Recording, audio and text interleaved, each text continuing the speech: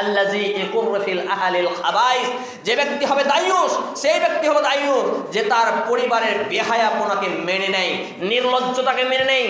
বেটা বকরি কাটিয়ে চুল কেটে এসছে, চোর মার্কার প্যান্ট পরেছে, কোনো প্রতিবাদ নেই। বেটি ঢং ঢং করে স্কুল কলেজ ইউনিভার্সিটি যায়, বোরখা কি বুঝে না, বোরখা নাকি বুড়া লাগে, বোরখা নাকি জঙ্গিদের পোশাক, দাড়ি রাখা কি বুঝে না।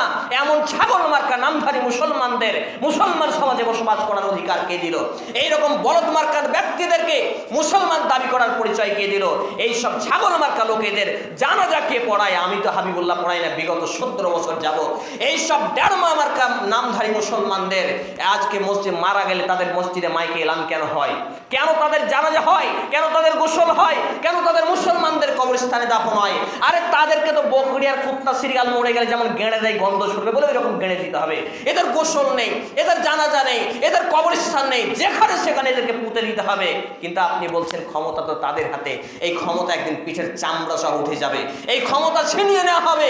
কিয়ামতের পূর্বে যখন ঈসা আলাইহিস সালামের আগমন ঘটবে, তার পূর্বে যখন ইমাম মাহদী আলাইহিস সালামের আগমন ঘটবে, এইসব নামধারী মুসলমানদের পিঠের চামড়া তুলে দেবে।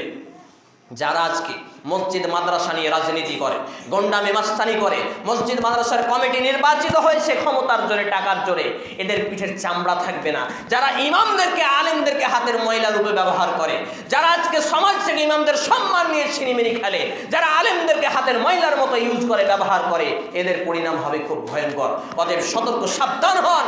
আজকে আপনি সামান্য একটা কোনো রাজনৈতিক দলের নেতা হয়েছেন বিধায় যে ইচ্ছা তাই ক্ষমতা প্রয়োগ করেন।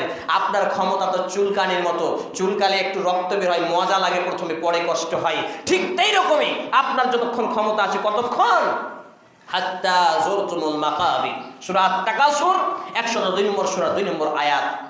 অর্থাৎ যতক্ষণ না আপনি কবরে চলে যাচ্ছেন এতক্ষণ ক্ষমতা, তারপর ক্ষমতা বিনাশ হয়ে যাবে। সম্মানিত উপস্থিতি ভাই এবং বন্ধুগণ, আল্লাহ রাব্বুল আলামিন